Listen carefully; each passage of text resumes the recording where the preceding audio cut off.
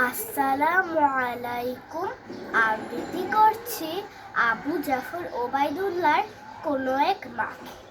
কুমড়ো ফুলে ফুলে নুয়ে পড়েছে লতাটা, সজনে ডাঁটায় ভরে গেছে গাছটা, আর আমি ডালের বড়ি শুকিয়ে রেখেছি।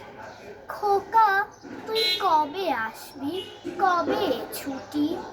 চিঠিটা তার পকেটে ছিল, ছেঁড়া আর রক্তে ভেজা। মাগো, ওরা বলে সবার কথা কেড়ে নেবে, তোমার কোলে শুয়ে গল্প শুনতে দেবে না। বলো মা, তাই কি হয়? তাই তো আমার দেরি হচ্ছে।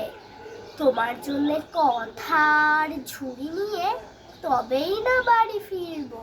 লক্ষ্মী মা, রাগ করো না, মাত্র তো আর কটা দিন।